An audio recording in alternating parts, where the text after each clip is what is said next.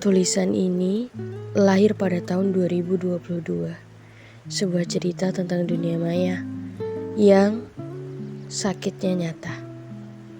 Dengan judul Pelabuhan Sementara. Apa tidak mau menempati pulau yang ini? Kebetulan lagi kosong dan tidak berpenghuni. Begitu kalimat yang disampaikan Jiu kepada Anala. Seolah cenayang, Jiu paham betul maksud dari kalimatnya adalah ingin masuk ke dunia milik Anala. Namanya sudah tersirat makna paling terdalam. Ya, Anala Pilau. Seorang gadis yang memiliki nama unik, arti dari api dan perahu.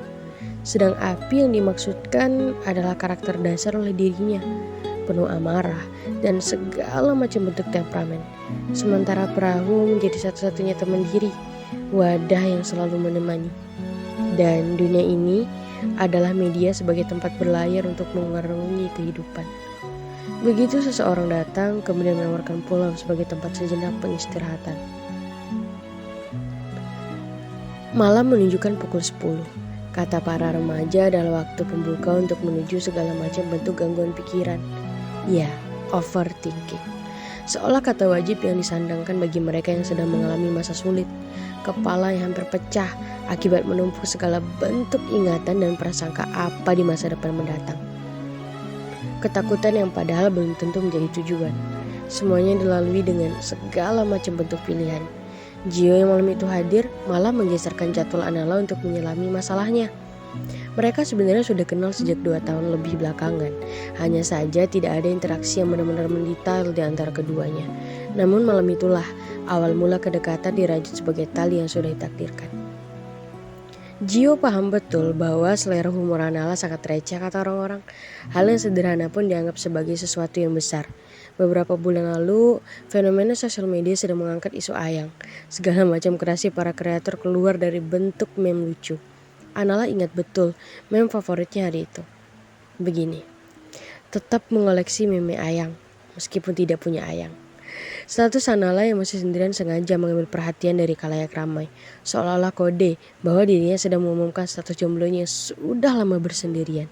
Sementara Gio adalah responden pertama yang bereaksi ketawa keras melalui ketikan hahaha di balik cerita yang diunggah pada laman sosial media. Seolah berbuah oleh umpan yang dilemparkan. Termakan oleh sosok Gio, memiliki selera humor yang sesederhana itu. Perkara meme ayang yang berujung mabuk kepayang.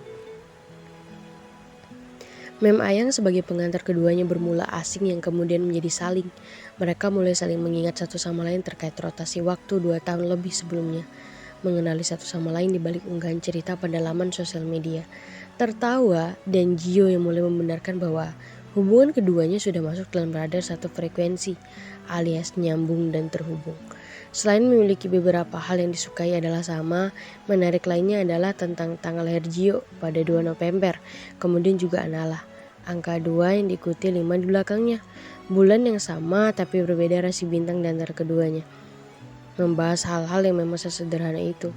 Sesederhana Anala masih ingat betul bahwa motor yang ditunggangi Gio adalah merek yang sama. Sesederhana Anala yang senang menyimpan memori kecil kemudian diaplikasikan dalam editan sederhana sebagai penguat ingatan. Sesederhana Gio pula yang gemar mengabadikan momen tertentu dalam dokumentasi video dan foto.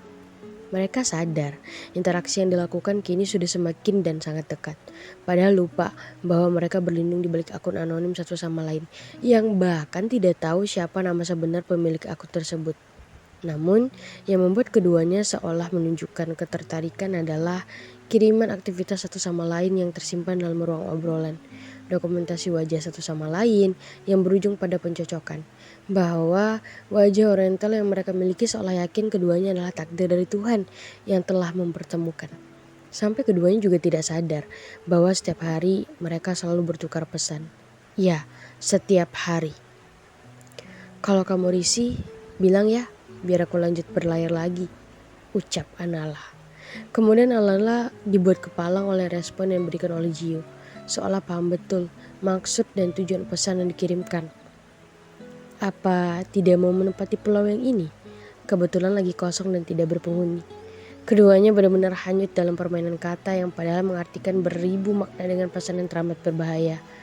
Sejak percakapan multitafsir itu, mereka berdua semakin hanyut memerankan tokohnya. Seperti dua sejoli yang sedang jatuh cinta, memanggil satu sama lain tidak lagi dengan menggunakan nama, tapi termakan arus fenomena Ayang kemudian diganti dengan Ayang. Meskipun begitu, dengan tujuan yang sama, yang dimaksudkan adalah sayang. Bagai badai yang mencekam, sebab keduanya hanyalah takdir yang dipertemukan untuk memainkan peran, pelakon lebih tepatnya, bukan sungguhan.